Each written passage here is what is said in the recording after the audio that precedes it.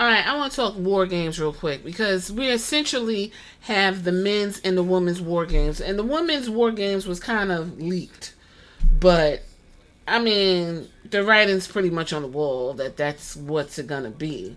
So I got more questions and some confusion as to why this is so overbooked, especially for the women.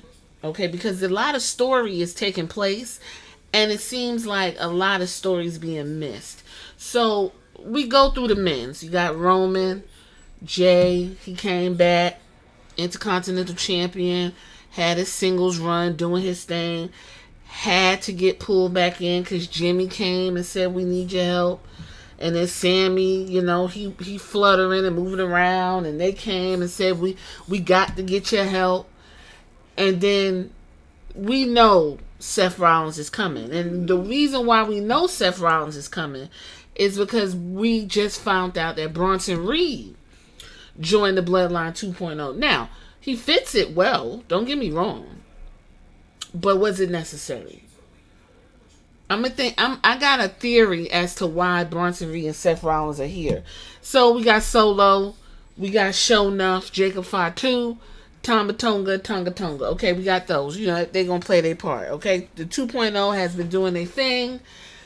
4 and 4 would have been fine. What I think, because Triple H is such a stickler for this 5-match, 4-match bullshit format, he put Bronson Reed and Seth Rollins in this War Games match so they literally could face off and have a mini match in the middle of the War Games match. When you could have just put them on the card and let them go to war with a stipulation. I don't give a fuck if it's just hit a motherfucker over the head with a pan for and whoever does that wins. You could have done so much with Bronson Reed and Seth Rollins that they could have finished their feud at War Games, or they could have escalated it. But because there is no real creative, these guys have been added to the bloodline. Even though Seth said, I don't want nothing to do with these motherfuckers, he gonna be there. Because essentially they're gonna be like, well, Bronson Reed. Then he gonna be like, oh, word, Bronson Reed. Oh, well, yeah. Now, unless they're gonna like mix it up and Seth is gonna look at Roman and Roman gonna look at Seth and them two gonna get to fight, and then you gonna have this whole convoluted shit going on. Was that necessary? Then you look at the women's. And I just realized that you have 3 champions on the heel team. And yes, the Speed champion is the champion. You got Candice LeRae. You got Liv Morgan. You got Nia Jax. Then you got the Money in the Bank holder in Tiffany Stratton. And then you got Raquel Rodriguez, who is trying her best not to smile. Okay? First of all, Liv Morgan and Nia Jax just went back and forth down to the Saudi Arabia. Liv Morgan has been showing up on SmackDown, fucking up what Nia had to go through to keep her belt. Tiffany Stratton want to bust Nia Jax over the head. We've all kind of, I think, collectively have moved past Tiffany Stratton and her Money in the Bank. She need to do something with that now. Really bizarre. Then you go to the women's. You got Rhea Ripley, who returned with a face mask on. Whatever. Bianca Belair, tag team champ. Jada Cargill, tag team champ. Io Sky, and Naomi. Io and Bianca have history. Because after Bianca whooped on, what's her name? The man's Becky Lynch ass? SummerSlam, Bayley showed up. She bought Io Sky and old girl who's always fucking injured. And then later on, down to Saudi Arabia, she bought whack ass Kairi Sane.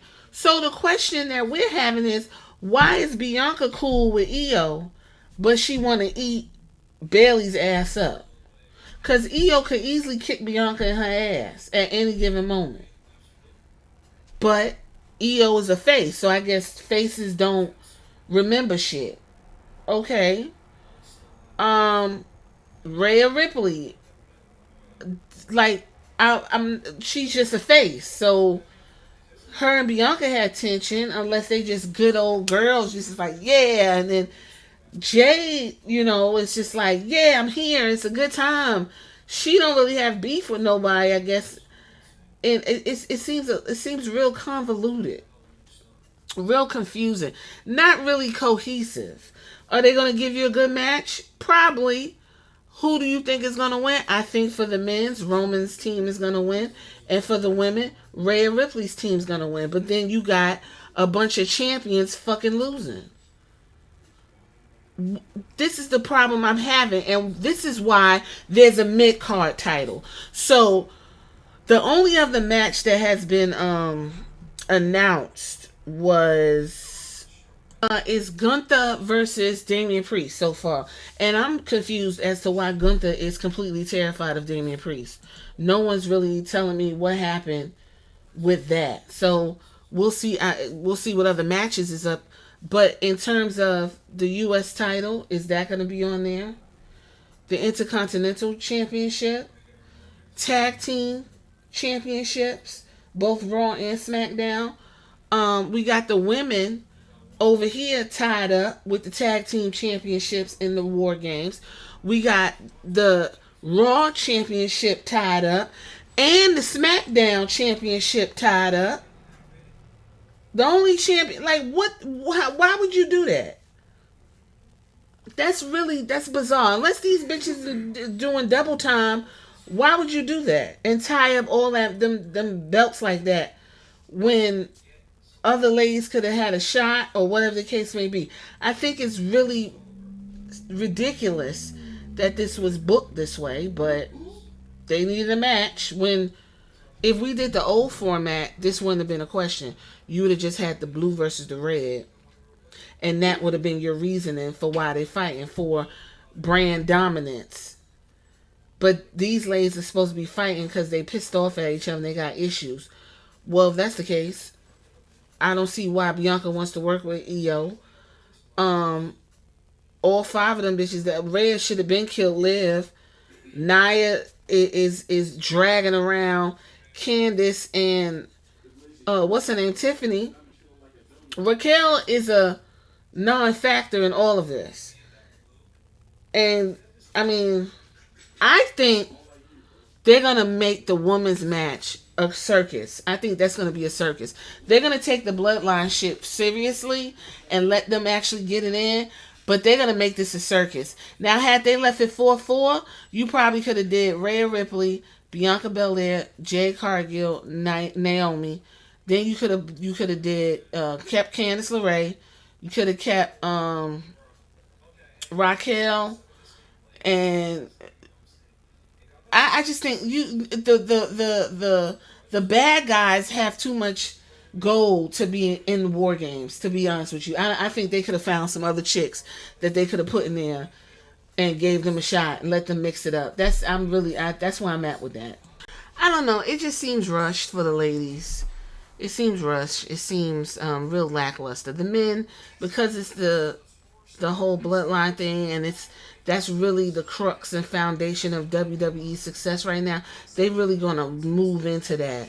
But the women, I'm really feeling like it's gonna be a circus. They're gonna put on the show. They're gonna give you what you want, but it's gonna be a lot of fuck shit going on.